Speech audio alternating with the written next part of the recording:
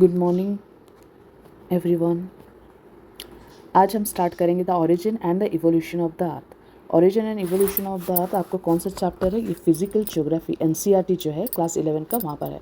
तो ये चैप्टर क्यों इंपॉर्टेंट हो जाता है, हम अभी स्टार्ट करेंगे, एक एक चैप्टर करके ज्योग्राफी के ख़त्म करेंगे। और यह आपके गवर्नमेंट यूपीएससी हो या स्टेट सिविल सर्विस हो, बाकी गवर्नमेंट एग्ज़ाम में सारे इस चैप्टर से आते हैं छोटा छोटा। तो हमें पहले एक ज्योग्राफी फिजिकल फंडामेंटल स्टार्ट करने से पहले हमें उसके फर्स्ट 2 चैप्टर तो पता होना ही चाहिए। क्यों?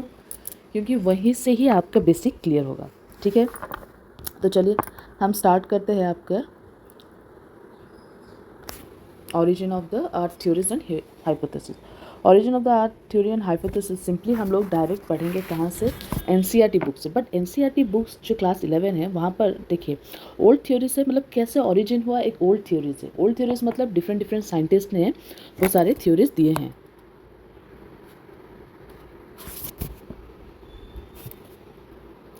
तो अभी साइंटिस्ट जो डिफरेंट डिफरेंट थ्योरीज दिए हैं, हमें पता है कि एनसीईआरटी में वो थ्योरी एक्सप्लेन नहीं किया गया। अब वो थ्योरी एक्सप्लेन नहीं किया गया मतलब आपको बट वो थ्योरी के बेसिक पता होना चाहिए, क्योंकि जब आप पूरा चैप्टर्स पढ़ोगे उस पूरे चैप्टर्स में आप देखोगे कि कहीं ना कहीं वो थ्योरीज सब वर्ड यूज़ किए गए हैं। जब वर्ड्स यूज़ किए गए, if you don't know the basic of the theory, how you will understand कि चैप्टर्स में क्या बताया गया है।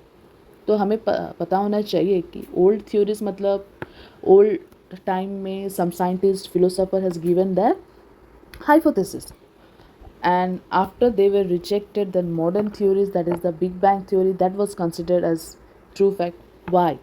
क्यों रिजेक्टेड हुए ओल्ड थ्योरीज, वो हमें पता होना चाहिए। सिंपली वर्ड दे दिया है आपके नेबुलर हाइपोथेसिस, बाइनरी थ्योरीज, आपको इसको तो बैकग्राउंड नहीं पता, खाली वर्ड याद रख सकते हो, नहीं रख सकते, ये साइंटिस्ट है ये दिया। तो इसीलिए आपको कम्पिटिटिव एग्जाम के लिए आपको चीज़ें याद होना चाहिए, उसके बेसिक पता होना चाहिए, तभी आप निकाल सकते हो कि ये रीज़न क्यों था, क्यों उसे रिजेक्टेड किया गया। ठीक है, तो हम लोग यहाँ देखो, यहाँ पर एनसीईआरटी में दिया नहीं गया है, but I will explain that each and every old theories also, उसके साथ न्यू थ्योरीज। देन इस बुक में जो दिया गया है प्लानट सन मून फॉर्मेशन, वो सारे हम देखेंगे।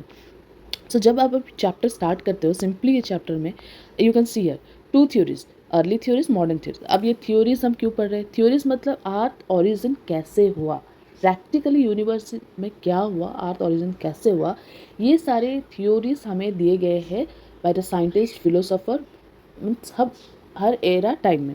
सो अभी देखो यहाँ पर simply given a large number hypothesis were put forth. मतलब हाइपोथेसिस मतलब क्या होता है? सिंपली आपको पता होना चाहिए कोई idea drawn from something, but what it is not proved। आपने इमेजिन किया, आपने आइडियाज निकाला, बट ये प्रूव्ड नहीं है, आपने इसे सेटिस्फैक्टरी रीजन, सेटिस्फैक्टरी थ्योरी देके प्रूव नहीं किया। So they are all the hypothesis. तो अर्ली थ्योरीज पे आप जब देखोगे वो सारे हाइपोथेसिस ही थे।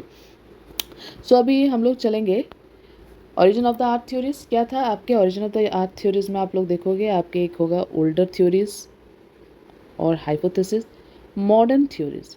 अभी ओल्डर थ्योरीज में when we see that, older theories में हमें मिला है क्या? हमें मिला है इमानुएल कैंट, लैपलेस, इन सब की थ्योरीज मिले हैं। अब जब थ्योरीज मिले हैं, so what is nebular theory? See, बहुत सारी थ्योरीज हुआ, इमानुएल कैंट ने दिया, देन लैपलेस ने उसे रिवाइज्ड किया, देन 1976 में वो नेबुलर हाइपोथेसिस बना। फिर 1900 में चैम्बरलेन एंड मोल्टन ने कंसिडर किया कि एक वॉन्डरिंग स्टार आ रहा है, तो उसने एक थ्योरी दिया। Then sir Jeans and later Harold Jeffreys supported ये थ्योरीज को। Again in 1950 Otto Schmidt in Russia and Carl Weizsacker in Germany, they revise the nebular hypothesis. तो चलो हम लोग अभी बेसिक पढ़ते हैं कि what is this actually, nebular hypothesis क्या है, ओल्डर गैसेस थ्योरी क्या है। ठीक है, let's start. See, let's start older theories और हाइपोथेसिस। ओल्डर थ्योरीज और हाइपोथेसिस किसका? The origin and the evolution of the earth. Origin and evolution of the अर्थ, मैंने आपको बोला था कि ओरिजिन कैसे हुआ, different different scientist and philosopher ने हाइपोथेसिस दिए थे, थ्योरीज दिए थे। हाइपोथेसिस क्या है? हाइपोथेसिस मतलब कुछ आइडिया दिया है जो प्रैक्टिकली प्रूव्ड नहीं हुआ है। They have given some ideas but that is not practically proved. So यहाँ पर हम लोग एनसीईआरटी ज्योग्राफी फिजिकल ज्योग्राफी कर रहे हैं क्लास 9 का, और वहाँ से हम लोग पढ़ रहे हैं second chapter the origin and the evolution of the अर्थ। और उसमें से हमें मिला है अर्ली थ्योरीज, जिसे हम लोग पढ़ेंगे दो डिवीजन करके, early theories and modern theory. Early theories में डिफरेंट डिफरेंट थ्योरीज आपको आ जाते हैं, जैसे gases hypothesis of Immanuel Kant, nebular hypothesis of Laplace, planetesimal hypothesis of Chamberlain and Moulton, tidal hypothesis of James Jean and Harold Jeffrey, Russell binary star hypothesis, Whale supernova hypothesis. ये सारे hypothesis बिल्कुल भी define नहीं किया गया है आपके NCERT chapter 2 book में, but I will teach you a little bit of this each hypothesis, तो आपको आइडिया होना चाहिए क्यों ये हाइपोथेसिस रिजेक्टेड हुए, क्यों मॉडर्न हाइपोथेसिस एक्सेप्टेड हुए, because they were hypothesis, theories नहीं है, क्योंकि इन्हें प्रैक्टिकली अप्रूव्ड नहीं किया गया था. Now we will start from one, that is the gases hypothesis of Immanuel Kant. Fine, ठीक है, ये क्या है ये हम लोग पढ़ते हैं. तो gases hypothesis of Immanuel Kant कहाँ था, 1755 की बात है. नाउ दिस थ्योरी, जो इमानुएल कांट एक साइंटिस्ट थे, फिलोसोफर थे जिसे बोल सकते हैं हम लोग, जर्मन फिलोसोफर, वो थ्योरी दिए थे जो बेसिस था on the gravitational law of Newton.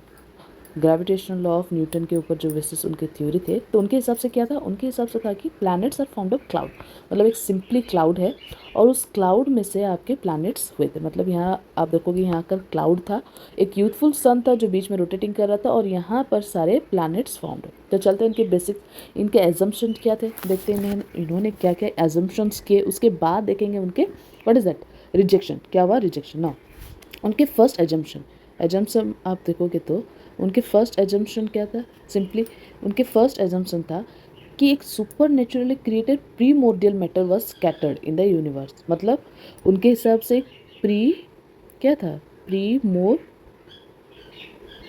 Primordial matter. आप पूछोगे अभी ये प्रीमोर्डियल मैटर क्या है. प्रीमोर्डियल मैटर मतलब वेरी ओल्ड और initial, means we can say it is primitive और very old और initial. Got it? very old और initial.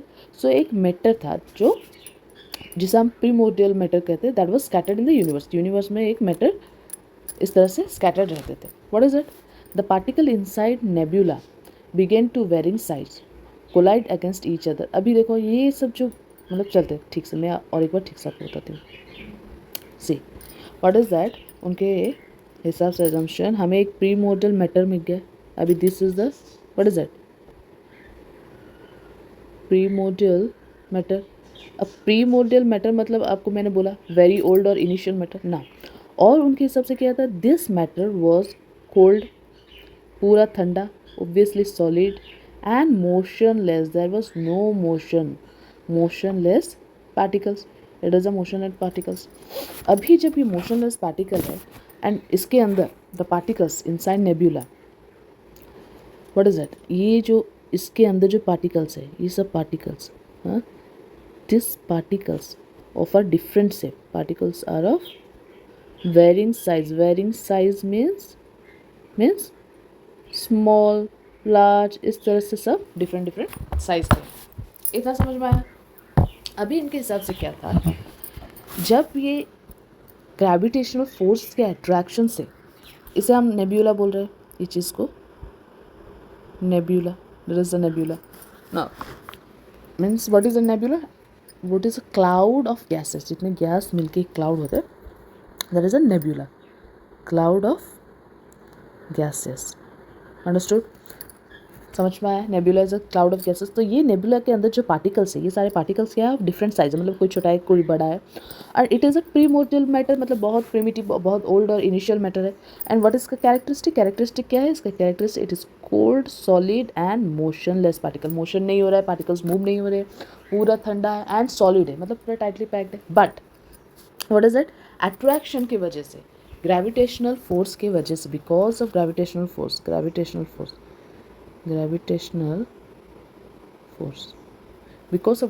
फोर्स, ये क्या होंगे, ये कोलाइड होंगे with each other. They will collide. ये किसके हिसाब से है, इमानुएल कांट जो है जर्मन फिलोसोफर है, उन्होंने एक हाइपोथेसिस जैसा, उनके हिसाब से एक हमारे पास क्या था, ये प्रीमोर्डियल मैटर था which was solid, cold and motionless particle. Then ये पार्टिकल क्या थे, इसके अंदर जब नेबुला के अंदर जो पार्टिकल थे वो डिफरेंट साइज. सिंपली समझ में आया.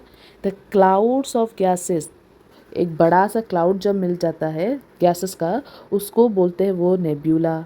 जिसका कोई साइज़ एंड शेप नहीं होता था। उसके अंदर जो छोटे छोटे पार्टिकल्स होते थे वो डिफरेंट डिफरेंट साइज़ के थे, और वो क्या था, वो पार्टिकल्स उसके अंदर कोल्ड सॉलिड मोशनलेस पार्टिकल थे। बट जब ग्रेविटेशनल फोर्स के थ्रू वो कोलाइड करते थे मतलब एक पार्टिकल जब दूसरे पार्टिकल से कोलाइड करता था।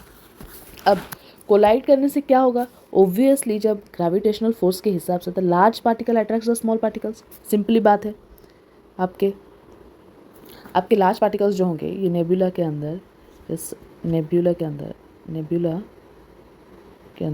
there must be large particle, small particle, large particle, small particle, large particle, small. So what is that? This large particles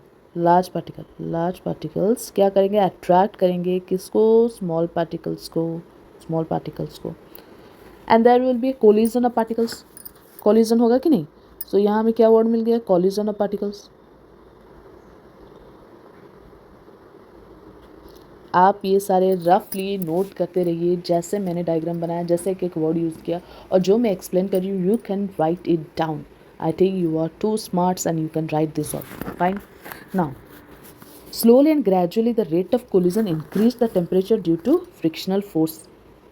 पता है, अब जब कोलिजन हो रहा है तो यहाँ पर क्या होगा, फ्रिक्शनल फोर्स होगा, टेम्परेचर इंक्रीज होगा।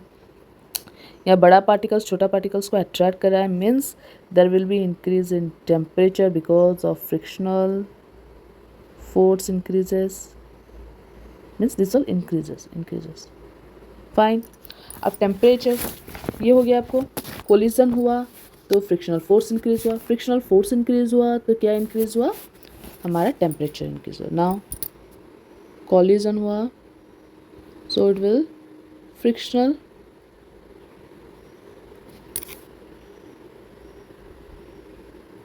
force increases, which increases temperature increases। fine। now अभी क्या हो गया, आपको पता था this nebula was a cold nebula, ये cold nebula था। अब cold nebula converted तो हो गया, क्या हो गया, अभी वो hot nebula हो गया। कोलाइड होते रहा अंदर, लॉ ऑफ ग्रेविटेशनल की वजह से म्यूचुअल कोलाइड होने लगा। जब कोलाइड होने लगा फ्रिक्शनल फोर्स होने लगा। अब आपको पता है, दो हाथ आप अगर क्लैप करोगे जोर जोर से, आपको पता है कि क्लैप जब करोगे आपके दो हाथ कुछ समय के बाद वो हाथ फ्रिक्शन की वजह से एक दूसरे को टकरा रहा है, मतलब फ्रिक्शन हो रहा है। अब कहीं पर भी आप घिसो, फ्रिक्शन हो रहा है, तो उसके बाद टेम्परेचर इंक्रीज होता जाएगा। जब टेम्परेचर इंक्रीज होता जाएगा, वही पाम आपका जो ठंडा था वो गर्म होगा। आप फील करोगे अब गर्म होने लगा। तो अभी वो क्या हुआ, हॉट नेब्यूला हो गया। अब हॉट नेब्यूला हो गया, चलो आपको एक एग्जांपल देते हैं, simple example suppose ice cube, very basic. Ice cube को आप जब एक प्लेट पे रखोगे, suppose this is the plate, sorry so suppose this is the plate. जब आप आइस क्यूब को एक प्लेट पे रखोगे, दिस इज आइस क्यूब, समझ में आया? जब ये आइस क्यूब गर्म हवा मिलेगा या हॉट टेम्परेचर मिलेंगे कुछ भी, सो it will melt and become liquid. Now it is solid, now it is cold. Now when you will heat it, अब गर्म मिल गया तो क्या होगा, it will spread. Why it will spread, because it will form in the liquid पे आ जाएगा। अब liquid पे आ जाएगा तो मतलब ये एक्सपांड हो जाएगा, क्योंकि ये हॉट हो गया है। नाउ हॉट, सिंपल सा कंसेप्ट है। उसी तरह से अगर कोल्ड नेब्यूला, कोल्ड है, अगर हॉट हो गया, दैट विल ऑल्सो एक्सपांड और नॉट। अब एक्सपांड होगा मतलब क्या है, जब वो कोल्ड सॉलिड था, it will become now gases, it will convert into क्या हो गया, गैसेस। हु दिस हॉट नेब्यूला गैसेस में गया। तो हम लोग को क्या पता चला, there is a change of state हो गया।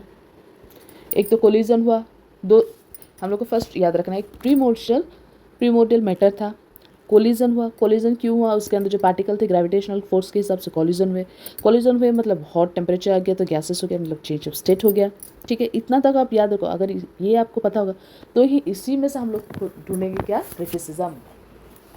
What was the criticism? When we know the basic theory. What was the theory given, or sorry, not theory, hypothesis given by the Immanuel Kant. After that only we can see what is the criticism. Now,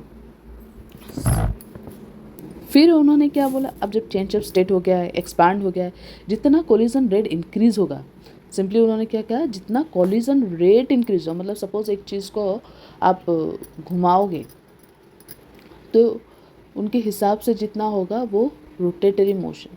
अब देखते हैं कैसे उनके हिसाब से rotatory motion होता है। तो यहाँ उनके ग्रेविटेशनल फोर्स के third thing collision rate increase हो गया। अब कॉलिजन तो हो गया, टेम्परेचर तो बढ़ गया, गैसेस फॉर्म हो गया, अब कॉलिजन रेट उनके हिसाब से इंक्रीज होने लगा है।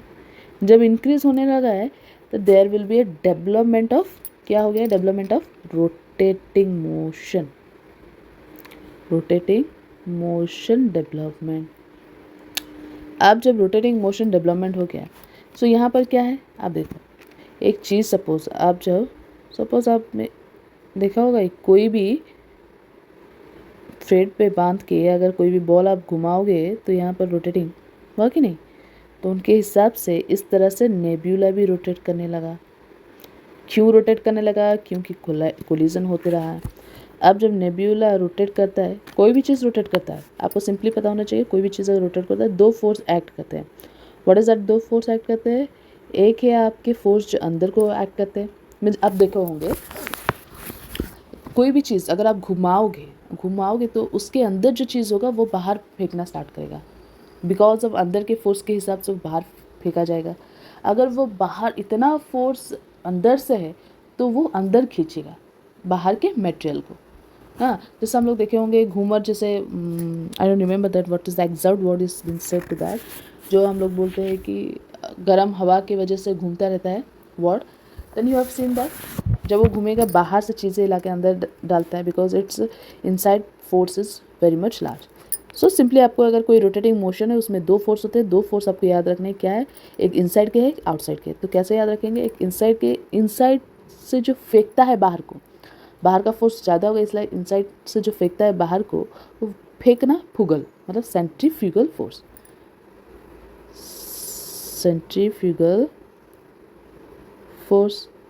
ना अंदर जो खींचता है दैट इज सेंट्रीपिटल फोर्स, या अंदर खींच रहा है सेंट्रीपिटल, बाहर फेंक रहा है फुगल, सेंट्रीफ्यूगल फोर्स।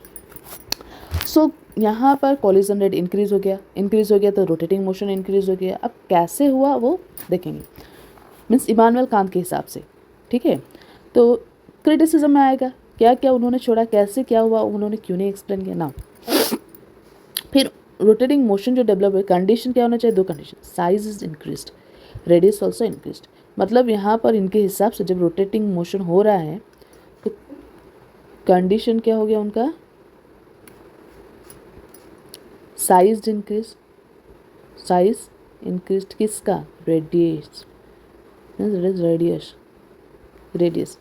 ये जो अंदर से जो चीज़ है इस पार्टिकल के रेडियस इंक्रीज हो गया।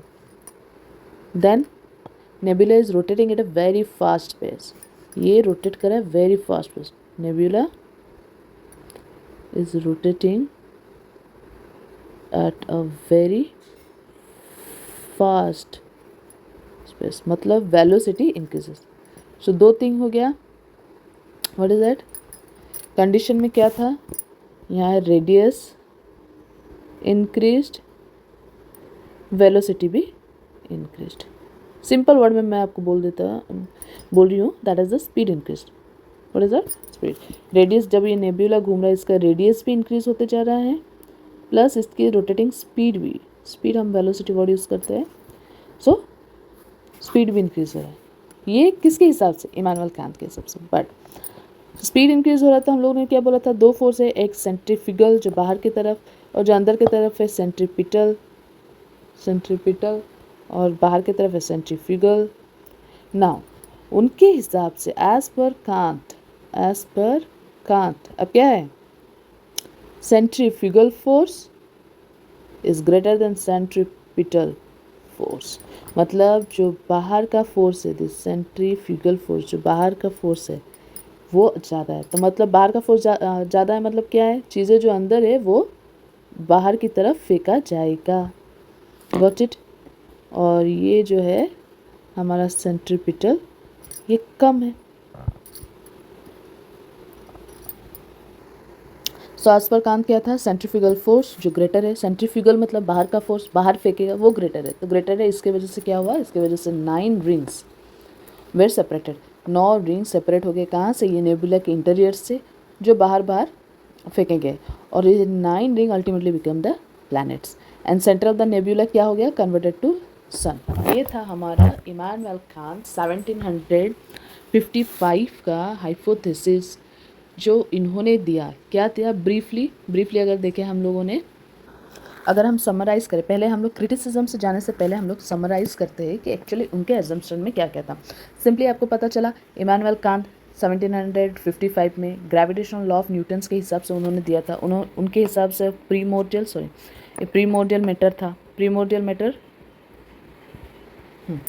उनके हिसाब से एक प्रीमोर्डियल मैटर था, प्रीमोर्डियल मैटर जिसको हम लोग बोलते थे नेब्यूला। नेब्यूला वाज क्या था, amorphous means without shape, it is a amorphous, without shape था, fine, it is a cloud of gases था।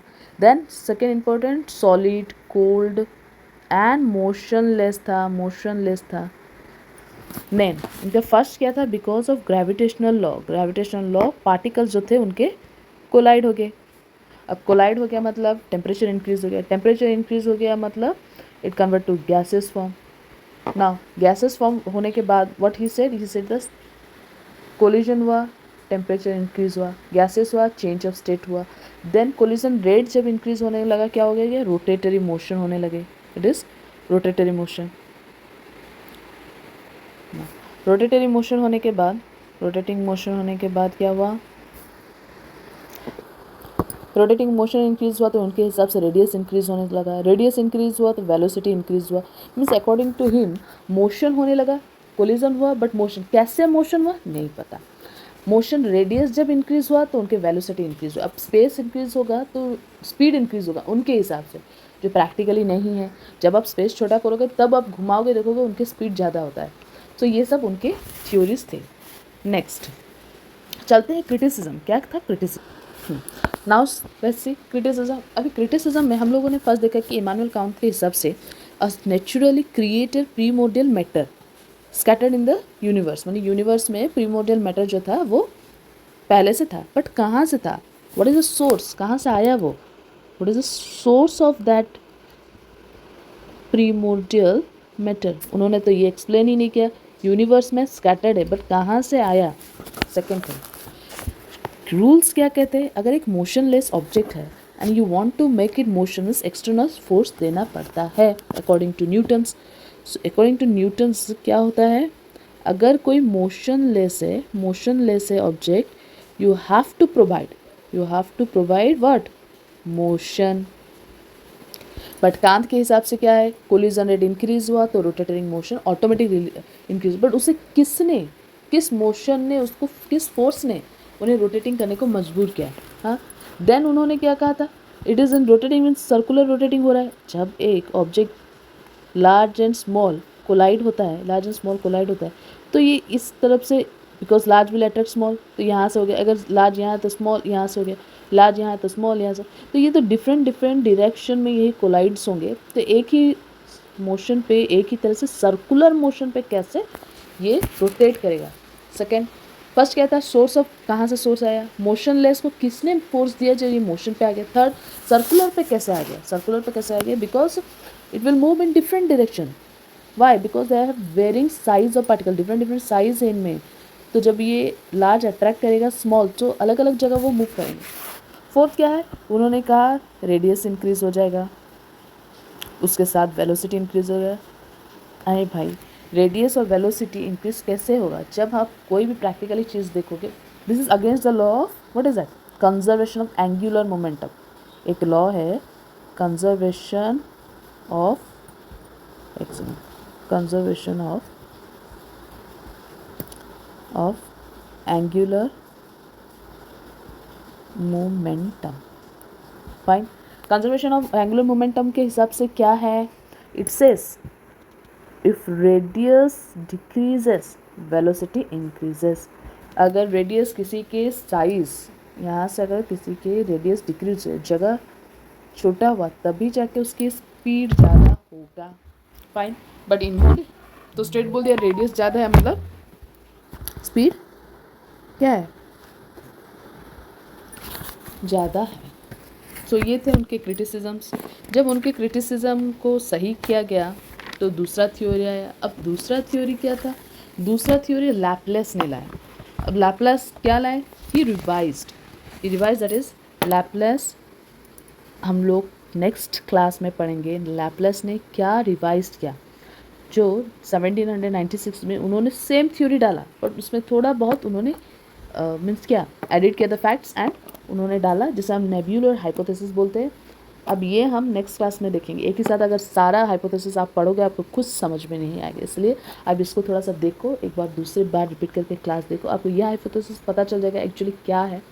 फिर उसके बाद हम लैपलास जब पढ़ेंगे आपको ईजी लगेगा, because Laplace is nothing more, simply इन्होंने क्या किया है उसको ही रिवाइज करके उन्होंने डाल दिया, and that is also a hypothesis which got criticism, right.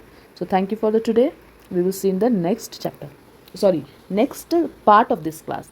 Complete नहीं हुआ हाइपोथेसिस है, एक ही क्लास में अगर सारा हाइपोथेसिस में डालना स्टार्ट करूँगी ऑब्वियसली आपका माइंड हैक्टिक हो जाएगा। तो सिंपली धीरे धीरे करके एक एक छोटा छोटा वीडियो में मैं ट्राई करूँगी आपको बताने के लिए, ताकि आपको पढ़ने में भी ईजी होगा और लेंदी नहीं होगा, इरिटेशन नहीं होगा। क्योंकि ऑब्वियसली अगर मैं 1-2 घंटे की क्लास बनाऊंगी, अगर पढ़ाऊंगी, आप आधे में बंद ही करोगे, 1-2 घंटा कंटिन्यूस नहीं देख पाओगे, जैसे कि ये थ्योरी अगर नया है। फाइन, तो आप इसको रिवाइज करो। नेक्स्ट क्लास में मैं आपको लैपलेस थ्योरी और 1-2 हाइपोथेसिस थ्योरी बताऊंगी। देन हम लोग चलेंगे मॉडर्न थ्योरीज पे, देन इसके चैप्टर्स पे। अब देखो, जब हम एक चीज़ को एक्सप्लेन करके पढ़ते हैं ना, वन टाइम हम एक्सप्लेन करके पढ़ेंगे, खुद कॉपी में एक्सप्लेन करके लिख देंगे, वो हमें याद रह जाता है।